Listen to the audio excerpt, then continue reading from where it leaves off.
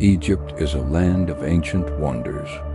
Temples, tombs, relics, all preserved by time and silence. But some artifacts don't belong in glass cases or museums. Some carry shadows of the dead, still clinging, waiting for a chance to breathe again. This is the story of a traveler who brought home more than just a souvenir. A tale whispered on the banks of the Nile. The story of the Lantern of Luxor. Her name was Emily Carter, a 28-year-old tourist from London. She had come to Egypt alone, driven by a deep fascination with its history, its monumental temples, and the ethereal golden glow that painted Luxor's streets at night. The city pulsed with a life that felt ancient and immediate all at once, and Emily was determined to soak in every moment of it. On her third day, she found herself wandering into the old market, a sprawling, chaotic labyrinth of stalls that overflowed with brass trinkets, carved scarabs, and generations of dusty antiques. The air was thick with the scent of spices, incense, and sun-baked stone. It was there, tucked away in the corner of a dimly lit stall, that she saw it.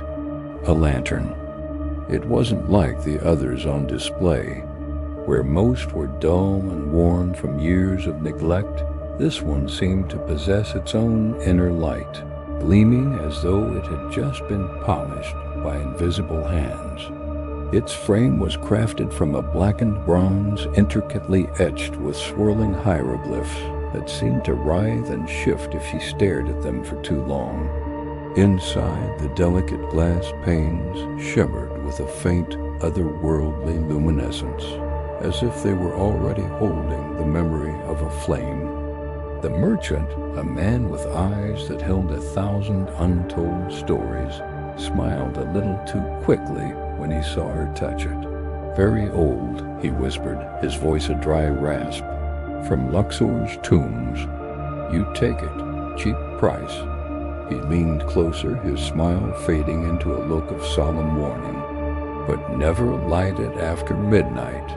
Emily laughed it off, dismissing the words as a common superstition, a piece of folklore spun to make a sale more memorable.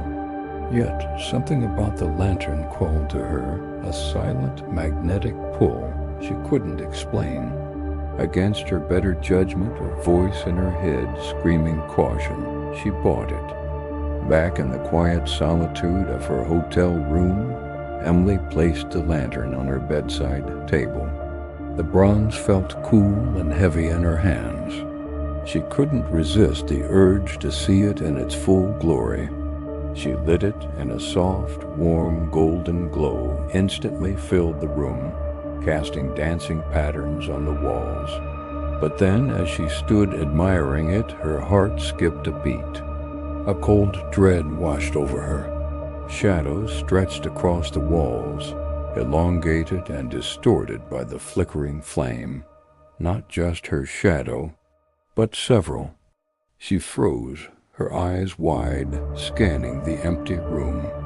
There was no one else there, and yet tall, thin silhouettes loomed along the plaster, their forms moving slowly, rhythmically, as if they were breathing in time with her own panicked breaths.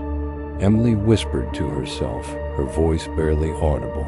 "No, it's just the flame, just tricks of the light." With a trembling hand, she reached out and blew the lantern out. The shadows vanished in an instant, plunging the room back into darkness.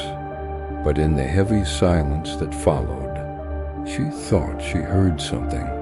The faint, almost imperceptible sound of soft footsteps retreating down the hotel corridor just outside her door.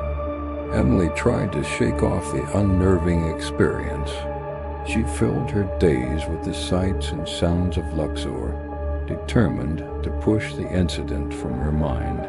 She toured the colossal Karnak temple, its towering pillars casting long shadows of their own. She took a small boat out on the Nile, the water like liquid gold under the afternoon sun.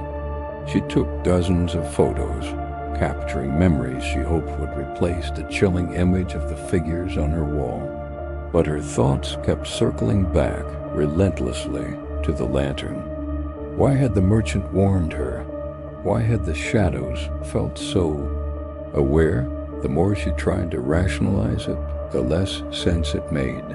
That night, a war raged within her. Every instinct screamed at her to leave the lantern untouched, to let it sit in darkness. But a powerful, gnawing curiosity, a dangerous pull towards the unknown, won out. She had to know if what she saw was real. Against her better judgment, she lit it again. This time, she didn't just see the shadows. She heard them. Whispers began to snake through the room. Low, crackling murmurs in a language she couldn't possibly understand, yet one that felt ancient and dead. The sound seemed to echo from within the walls themselves, growing in volume with each flicker of the lantern's flame. As the whispers grew louder, the shadows on the wall crept closer, their forms becoming more defined, more menacing. Emily's breath trembled, caught in her throat. She slowly turned to face the large mirror that hung above the dresser. Her own reflection stared back, pale and terrified. But she wasn't alone. Behind her, 3 faint, translucent figures stood motionless. Their eyes were hollow, black pits of nothingness. Their mouths were open, locked in a silent, eternal scream. They were watching her. With a choked gasp, she spun around, her heart pounding against her ribs. The room was empty. The space where the figures had stood in the mirror was now just air. But when she looked back at the walls, she saw it. The shadows were smiling. For the next few nights, the lantern became a ritual, a dark addiction she couldn't break. Every evening, she told herself she wouldn't light it, that she would resist the temptation. But the curiosity, the sheer terror, and morbid fascination always gnawed at her until she inevitably gave in. She had to see them again. She had to understand. Each time she lit the flame, the shadows multiplied. Soon the walls were covered in them. Some crawled along the ceiling like grotesque insects, while others pressed their spectral hands against the plaster, their outlines clear, as if they were trying to break through from another dimension. Her sleep grew restless, plagued by nightmares she couldn't remember upon waking.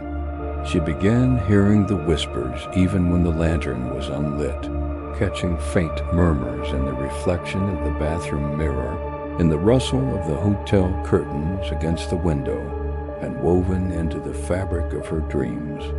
The haunting sounds followed her everywhere. One night, driven by a desperate need for proof, for something tangible, she recorded the whispers on her phone while the lantern burned beside her. Trembling, she stopped the recording and played it back, pressing the phone to her ear. The voice that came through the speaker was no longer a garbled, ancient tongue. It was clear, chillingly so, and it was speaking to her. "Emily, Emily, give us light." Her blood turned to ice. They knew her name. The final night in Luxor arrived. Her flight back to London was scheduled for the morning. A part of her, the logical, terrified part, screamed to leave the lantern behind, to throw it in the Nile, to smash it against the stones. But something else, a deeper, more primal instinct, screamed not to. It felt like abandoning a part of herself. That night, long past the hour of midnight, she lit it one last time. The flame didn't just flicker to life. It flared, erupting with an unnatural, blinding brightness that sent shadows exploding across the walls. There were dozens of them now, a writhing, twisting mass of dark figures that covered every surface of the room. Emily staggered back, clutching her chest as the air grew impossibly cold. The whispers were no longer whispers. They had become a deafening, unified chant that seemed to shake the very foundations of her hotel room. And then one shadow stepped forward. Unlike the others, which remained tethered to the walls, this one detached itself, peeling away from the plaster and solidifying in the middle of the room. It stood before her, tall and possibly thin, its face a hollow, sunken mask that resembled a skull. It raised a long, shadowy hand. In an instant, her body froze. She couldn't move, couldn't breathe, couldn't scream. And in that horrifying, final moment, Emily understood everything. The lantern wasn't meant to light rooms. It was a vessel, a beacon. It was meant to feed them, the forgotten dead, the restless souls of Luxor, trapped for eternity within its glass. Every time she lit the flame, she gave them strength, drawing them closer to the world of the living. And now they wanted her flame. They wanted her life. The lantern's demonic glow swallowed the entire room in a flash of brilliant golden light. The next morning, hotel staff entered the room to find it empty. Her belongings were neatly packed, her passport still sitting on the desk beside her untouched ticket home. The only thing missing was Emily herself, but on the bedside table, the lantern remained. It was cool to the touch, its flame long extinguished, and inside its glass, pressed against the shimmering pane, a new shadow lingered. Some souvenirs should never be taken home. This was the story of the Lantern of Luxor. Thank you for listening. I hope you enjoyed that story. If you did, please subscribe DarkWhisper AI. Leave a comment. The next episode will be up soon. Don't miss. Goodbye.